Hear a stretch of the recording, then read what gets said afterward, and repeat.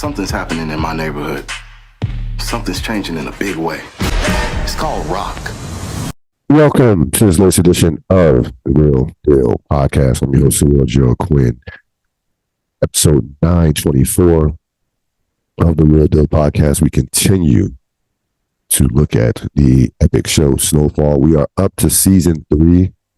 This will be the last season that we cover. Of course, we already done seasons 4 through 6 and 1 and 2. So we're going to try to enjoy this one. This is, I'm going back and forth between season 2 and 3. And after watching episode 1, I'm probably going to be like leaning towards season 3 being my favorite season. I'm all in. Season 3, episode 1, To Protect and Swerve. So, themes, more money, more problems. We see everybody has, and you see that nice bar behind Jerome. Everybody has stepped up their game as far as lifestyle. We see Jerome and Louis and renovated inside their place, still the same house, but a fresh new bar, new clothes. We see Franklin now has his own place in a secluded area where he has like security. He has like 50 locks on the door and a computerized security system, and very nice place, pool table, the whole nine. So everybody has benefited from the drugs and from the coke and the drugs that have been sold on the streets. And we see the flip side of that. Of course, we'll get into the effect that it has had on the community, as is depicted right in the opening scene with Andre and what have you. So season 3 really was a turning point season for this show. It's really the first season where people were like, okay, this show is a thing now. First 2 seasons, it was one of those shows where it kind of didn't have a lot. It didn't have a lot of traction in the first 2 seasons. To be honest with you, it wasn't very popular. Season 3 was 3 into 4 was definitely the turning point seasons that made this show an absolute hit. It also tragically would be the last season that John Singleton had his footprints on, his imprints on, as he passed away. During this season, the season was already made before he passed away. But so this is the last season that John Singleton really had an impact as far as the writing and some of the storylines and things of that nature. So you can keep that in mind as well. Again, this is a turning point season for Franklin, turning businessman and his character turns darker, as we'll see in a number of situations in season 3. One particular that will be coming up in episode 7 to 8. Well, I think episode 7 to 8. We'll get to that. Like I said, more money, more problems. They're reaping the benefits of all the money that's being made, but of course they have a ton of more problems because now, and Andre mentioned this during the episode, now there's no longer hiding in plain sight. Everybody knows who Franklin is. Everybody knows who Leon, Jerome. Everybody knows that they are running these streets as far as the crack and cocaine, and crack cocaine era, as far as running these neighborhoods. So everybody knows who Franklin Saint is. He is absolutely a made man. There's no secret to who he is and what he's about at all. So with that comes a target on your back. Without we've seen Avon Barksdales, we've seen Dino Browns and characters who have played drug lords in movies and depicted on television. Like there's no hiding. In essence, there's no hiding in plain sight. Once you get to a certain level, once you pay a certain amount of money, it is what it is. So we see Franklin have to deal with a number of new problems that come along as being a kingpin in the drug game. Quick recap: Jerome opens a business. The price of brick goes up, and Oso finds a new job shortly. Finds a new job. So that is a quick recap we get right into the deep dive. Franklin versus Andre. So this season, you're going to have it's going to be Franklin versus Andre in this season. Franklin, of course, we know Franklin's feelings for Melody, Andre's daughter.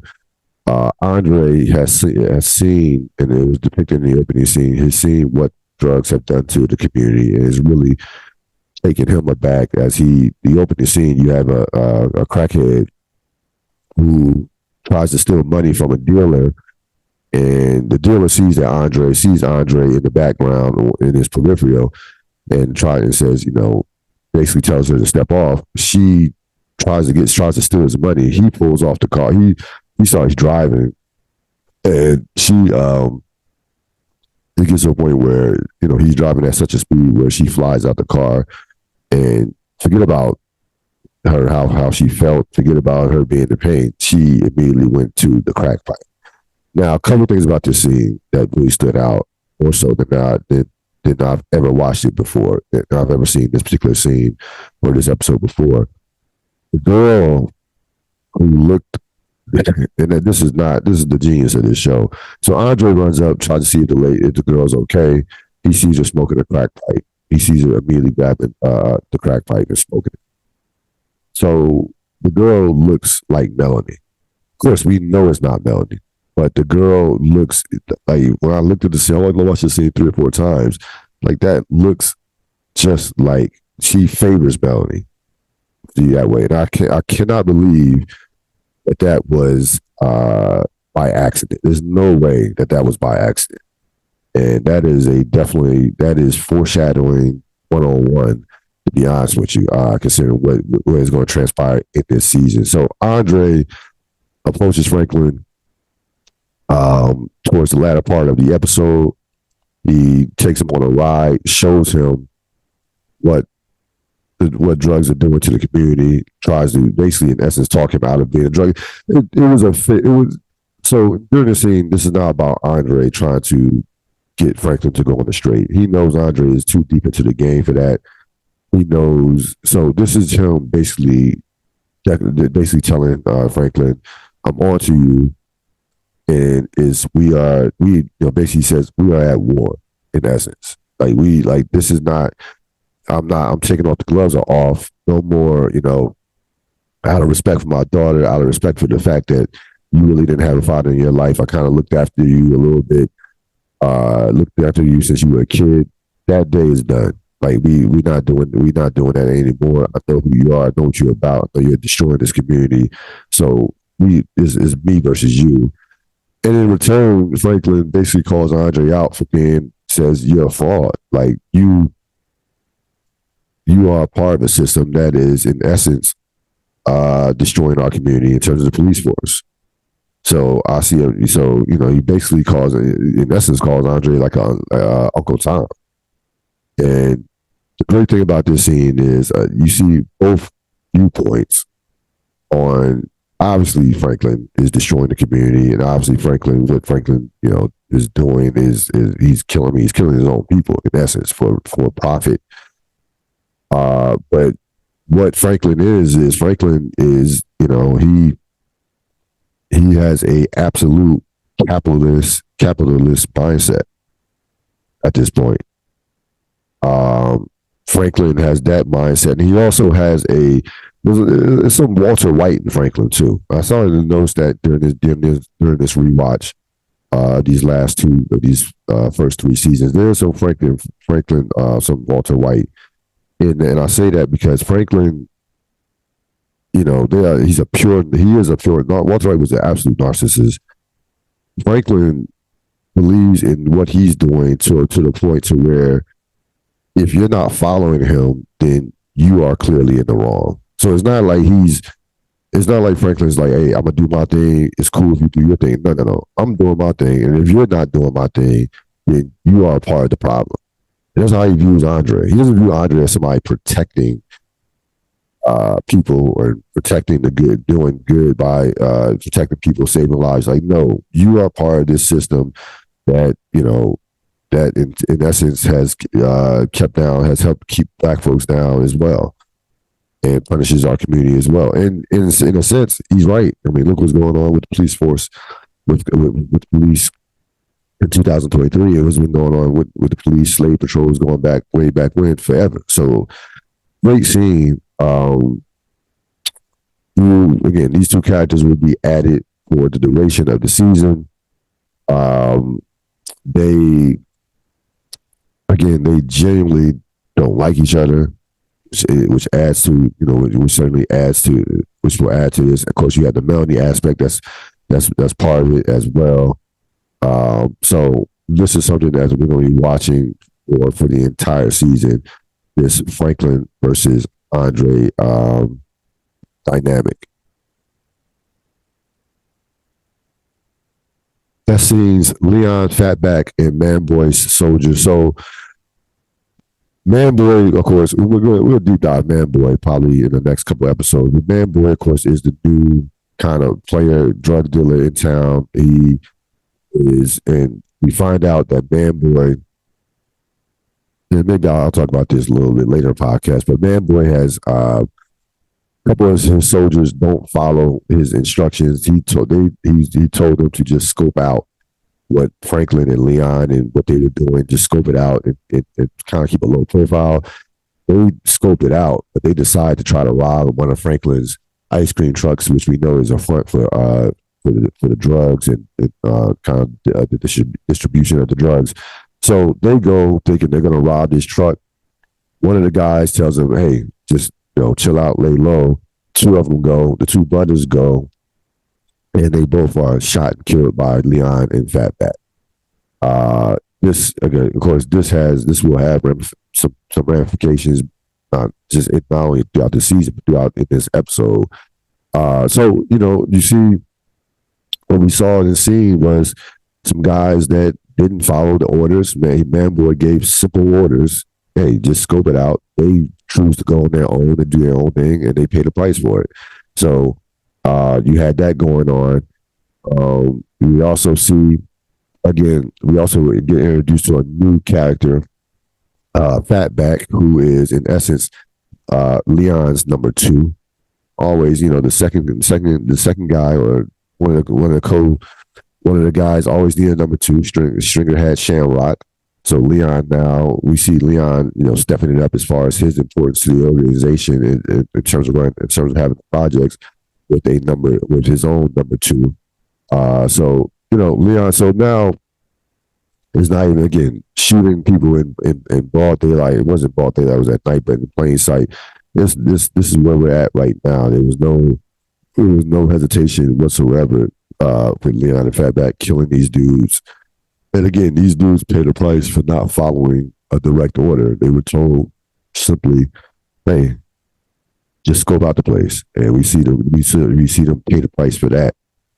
We go to Manboy, Franklin, Leon, Jerome, and Louis. So following this was an absolute brilliant scene. Manboy goes directly to Jerome and Louis' house and meets up with Franklin and company.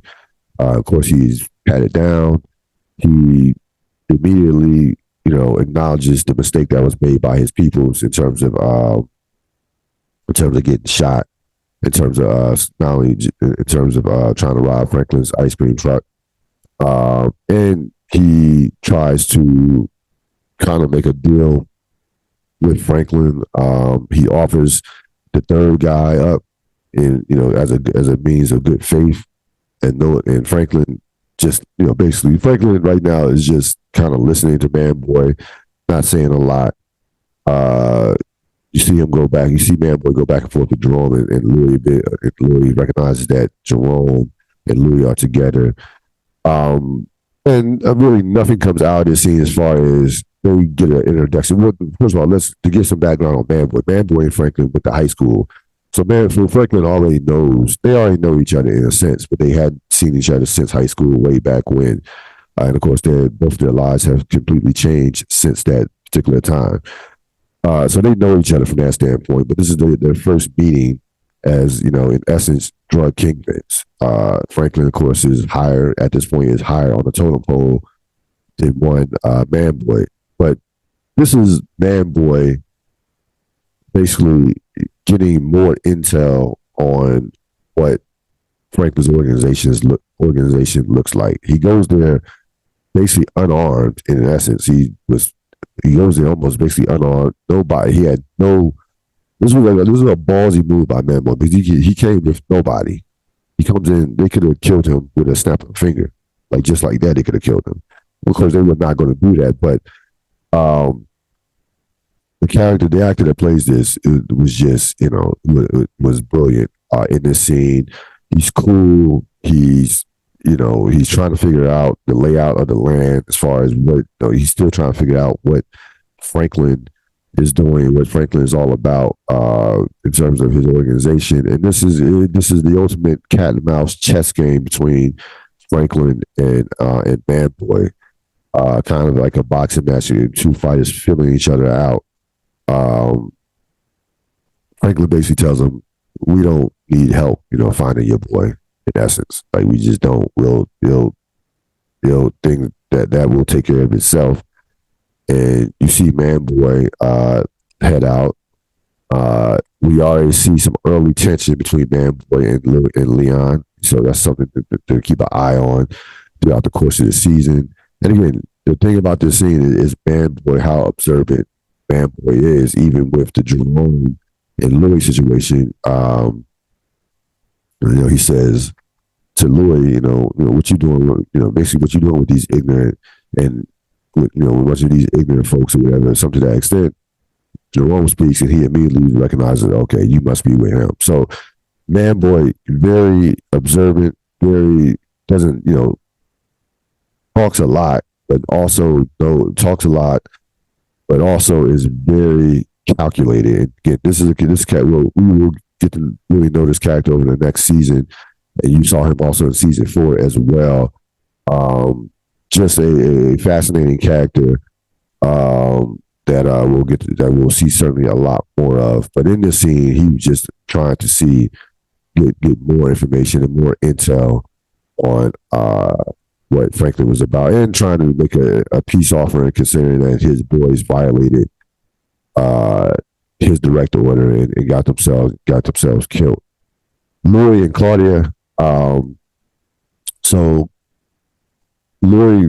Claudia during this episode has so Jerome. So again, this is an episode that was definitely a transitional episode for characters in terms of what they're trying to expand to. You see Franklin with the real estate, with his mom with the real estate. You see Jerome try to open his business, jamming Jerome's business with speakers.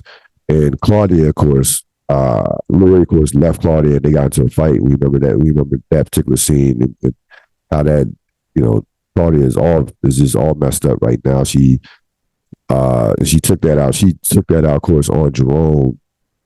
She had her peoples break into his place and basically destroy the place, like basically a couple of days after it opened.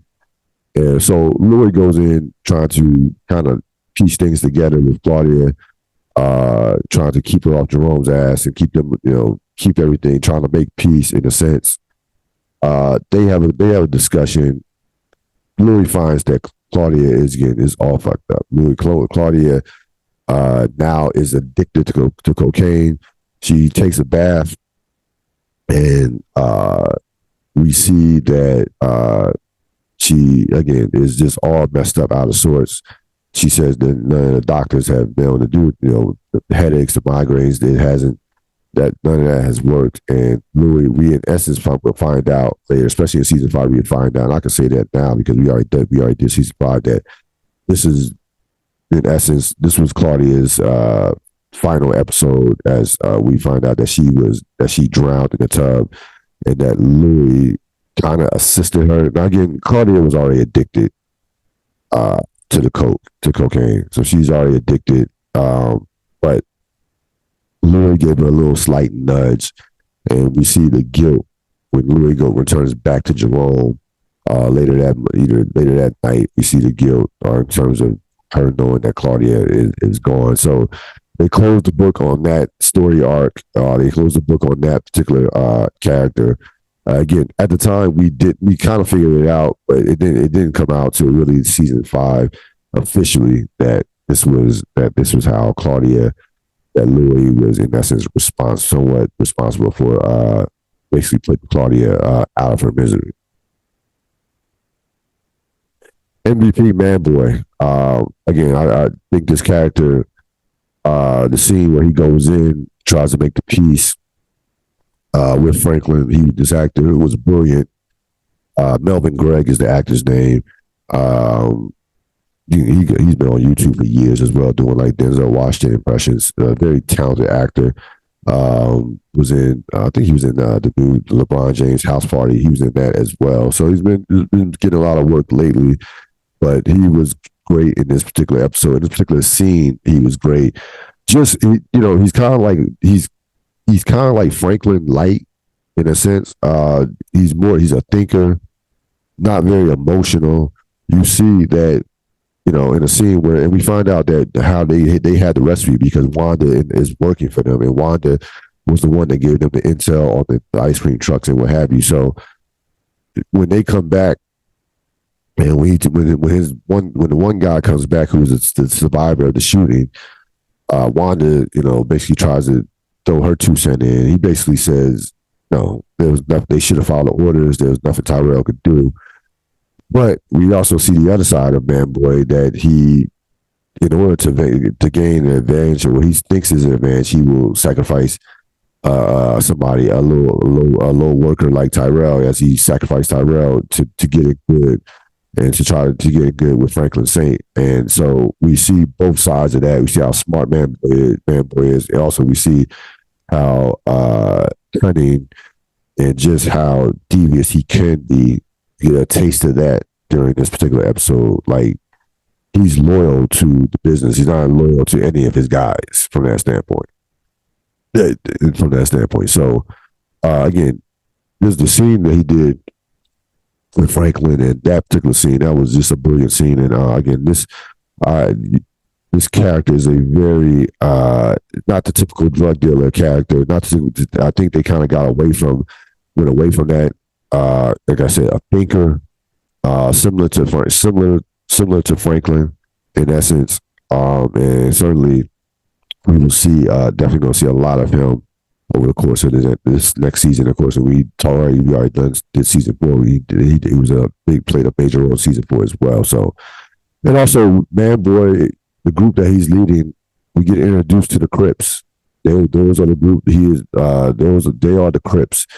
We will meet the Bloods later on in this season, but these are the Crips. So we get introduced to a lot in this episode.